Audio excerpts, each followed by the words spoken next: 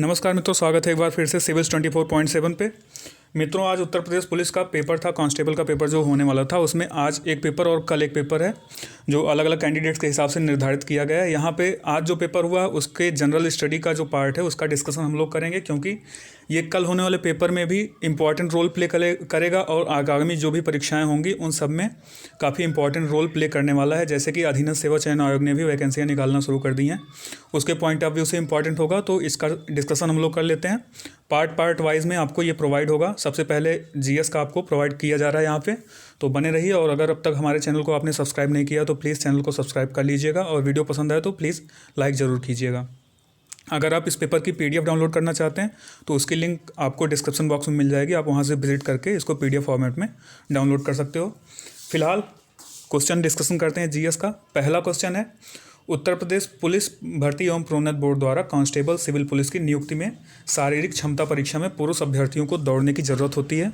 इसमें जो physical eligibility के अंतर्गत जो दौड़ने का रनिंग स्टेज होती है उसमें जो जितने भी टाइम और जितने भी किलोमीटर की डिस्टेंस दी जाती है उसके बारे में पूछा गया। तो इसका करेक्ट आंसर होगा 25 मिनटों में 4.8 किलोमीटर दौड़ने के लिए कहा जाता है, और इस एलिजिबिलिटी को पार करने के बाद भी सिलेक्शन होता है। तो ऑप्शन ए इसमें करेक्ट होगा।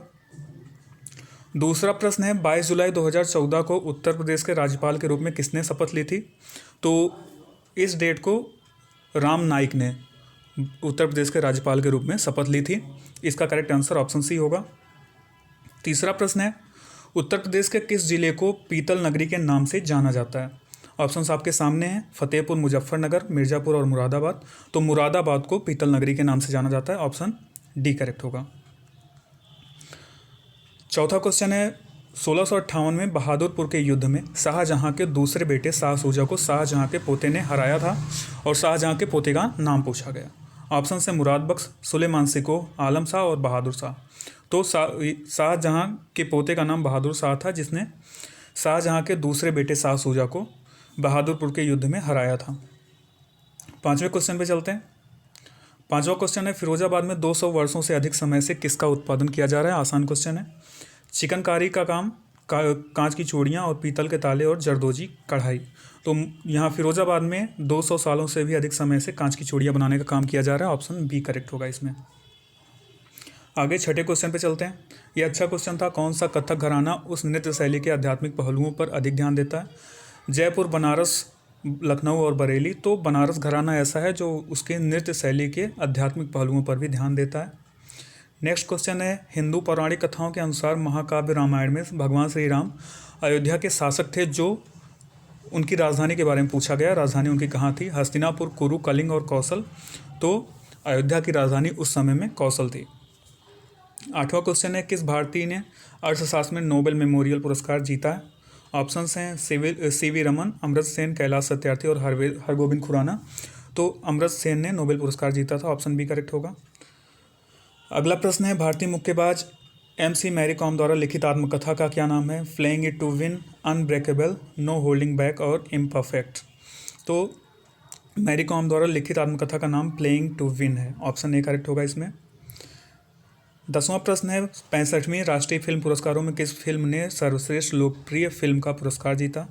ऑप्शन है Baahubali, secret superstar, jolly LLB और हिंदी मीडियम। तो हिंदी मीडियम ने पुरस्कार जीता था, यहाँ पे आप लोग देख सकते हैं Hindi medium, option D correct होगा। अगला प्रश्न है, अर्थशास्त्र विज्ञान के लिए वर्ष 2018 का नोबेल पुरस्कार विलियम D. नॉर्डहाउस और पॉल M. रोमर को दिया गया था। ये दोनों कहाँ के निवासी हैं पूछा गया? संयुक्त राज्य अमेरिका, यूनाइटेड किंगडम, कनाडा और ऑस्ट्रेलिया। तो ये दोनों जो विद्वान हैं वो USA के हैं, संयुक्त राज्य अमेरिका के हैं, ऑप्शन ए करेक्ट होगा। अगला प्रश्न हम लोग देखते हैं। इसमें दिया गया है कि कौन सी ऐसी प्रक्रिया, अर्थात किसी के क्रेडिट कार्ड नंबर, व्यक्तिगत पहचान, खाता संबंधी जानकारियों को लेने की प्रक्रिया जो होती है, जो धोखाधड़ी का मामला होता है, उसको क्या नाम दिया जाता है? ऑप्शन है मेलवेयर, हैकिंग और ट्रोजन। तो इस विधि को फिशिंग कहा जाता है, ऑप्शन डी करेक्ट होगा इसमें, फिशिंग। अगला है, चित्रकूट जलप्रपात भारत के किस राज्य में स्थित है? झारखंड, छत्तीसगढ़, उत्तराखंड और मेघालय। तो चित्रकूट जलप्रपात जो है वो उत्तराखंड में है, ऑप्शन बी करेक्ट होगा। नेक्स्ट प्रश्न है, वेनेजुएला की राजधानी क्या है? निकोसिया, क्विटो, सान साल्वाडोर और कराकस। तो वेनेजुएला की राजधानी जो है वो कराकस है। ये रिसेंट में न्यूज़ में काफ़ी था वेनेजुएला, इसलिए इसकी राजधानी को पूछा गया। अगला प्रश्न है, भारत में से निम्नलिखित में किस रेडियोधर्मी धातु का विश्व में सबसे बड़ा भंडार मौजूद है? यूरेनियम, बिस्मथ, रेडियम और थोरियम। तो यहाँ पे आपको कंफ्यूज नहीं होना है। हालांकि रेडियोधर्मी यूरेनियम है, लेकिन भारत में जिसका भंडार पाया जाता है वो है थोरियम। ऑप्शन डी करेक्ट होगा। अगला है, ऑस्ट्रेलिया के एकमात्र द्वीपीय राज्य का नाम? कैप्री, इबिसा, रोइस। और इसको ध्यान से देखिएगा, आपको टैजीमेनिया दिखेगा, लेकिन ये टैजीमेनिया नहीं, आपको इसमें इंग्लिश का रेफरेंस लेना है। ये है तस्मानिया, और तस्मानिया एकमात्र ऐसा राज्य है जो द्वीपीय है ऑस्ट्रेलिया का। ऑप्शन सी सही होगा। यहाँ पे अगर आपने अंग्रेजी नहीं पढ़ी होगी तो आपका क्वेश्चन हो सकता है गलत हो गया हो, क्योंकि तस्मानिया की हिंदी में टैज़मेनिया लिख दिया गया, जो कन्फ्यूजिंग हो सकता है। अगला प्रश्न है, कौन सा शहर गोदावरी के किनारे स्थित नहीं है?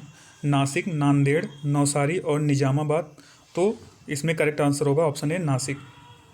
नेक्स्ट क्वेश्चन है, नीलम संजीव रेड्डी के कार्यकाल के बाद भारत के राष्ट्रपति कौन बने? फ़खरुद्दीन अली अहमद, वीवी गिरी, ज्ञानी जैल सिंह और मोहम्मद हिदायतुल्ला। तो नीलम संजीव रेड्डी के बाद ज्ञानी जैल सिंह राष्ट्रपति बने थे। ऑप्शन सी करेक्ट होगा। अगला प्रश्न है, चंद्रगुप्त के पुत्र का नाम बताएं जिन्होंने इतने से इतने ईस्वी के पूर्व के बीच में शासन किया और संपूर्ण भारत में साम्राज्य को बढ़ाया था? हर्षवर्धन, अनिरुद्ध, बिंदुसार और वसुदेव। तो चंद्रगुप्त के पुत्र का नाम बिंदुसार था। ऑप्शन सी करेक्ट होगा। अगला प्रश्न है, मेखेला चादर यह किस राज्य की महिलाओं द्वारा पहना जाने वाला परिधान है? गुजरात, गोवा, तमिलनाडु और असम। तो असम की महिलाएं जो परिधान धारण करती है उसको मेखेला चादर नाम दिया गया। ऑप्शन डी करेक्ट होगा। अगला प्रश्न है, रविन्द्रनाथ टैगोर ने निम्नलिखित में से किस देश का राष्ट्रगान लिखा था? चीन, भूटान, म्यांमार और बांग्लादेश। तो बांग्लादेश का राष्ट्रगान रविन्द्रनाथ टैगोर ने लिखा था। ऑप्शन डी करेक्ट होगा।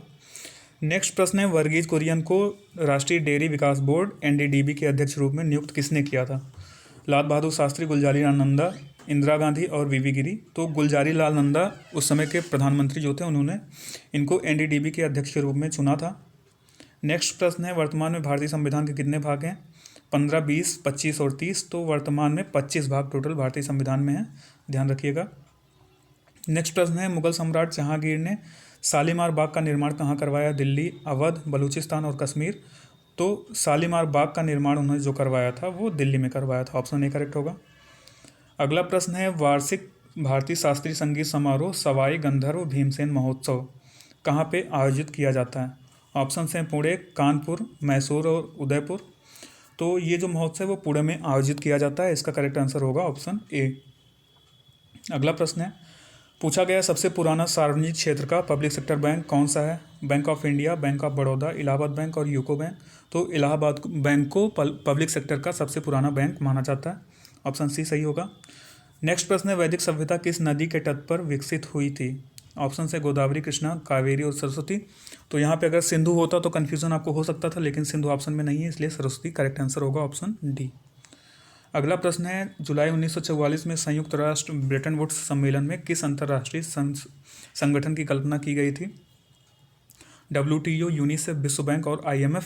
तो यहाँ पे हालांकि दोनों जो संस्थाएं दी गई हैं C और D में, विश्व बैंक और अंतर्राष्ट्रीय मुद्रा कोष दोनों की संकल्पना की गई थी, इसलिए दोनों आंसर सही होने चाहिए। फिलहाल देखिए क्या माना जाता है, यहाँ पे आप दोनों सही मान सकते हैं, विश्व बैंक और IMF दोनों की संकल्पना की गई थी। 29वां प्रश्न है, भारत की पहली इंजन विहीन speed train train 18 integral coach factory द्वारा निर्मित की गई थी और पूछा गया है ये कहाँ पे? ऑप्शन में है चितरंजन, पटियाला, कपूरथला और चेन्नई। तो ये जो है वो चेन्नई में स्थित है। ऑप्शन सी सही होगा। अगला प्रश्न है, नवंबर 2018 में भारत ने किस देश के साथ $500 मिलियन के समझौते पर हस्ताक्षर किए हैं, जिसमें स्थानीय स्तर पर 2 गोपनीय युद्धपोतों का निर्माण किया जाएगा? USA, रूस, इजराइल और जापान। तो रूस के साथ ये समझौता किया गया। ऑप्शन बी करेक्ट होगा इसमें। अगला प्रश्न है, सरदार वल्लभ भाई पटेल राष्ट्रीय पुलिस अकेडमी कहाँ स्थित है? हैदराबाद, भोपाल, पुणे और चंडीगढ़। तो MVPNPA जो है वो हैदराबाद में स्थित है।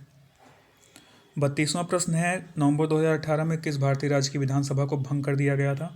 काफ़ी न्यूज़ में था ये। हिमाचल प्रदेश, जम्मू कश्मीर, उत्तराखंड और पंजाब। तो जम्मू कश्मीर की विधानसभा को भंग कर दिया गया था, जिसके लिए काफ़ी राजनीतिक उठापटक मची थी।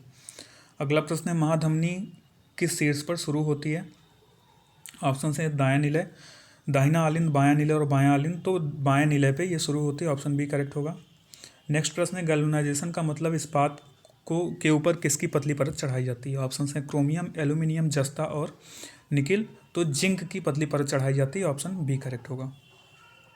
नेक्स्ट प्रश्न है, कार्बन 60 एक अणु है जिसमें इसमें पूछा गया कि कौन सी आकार होती है, जो उनका रूप होता है वो कैसा होता है।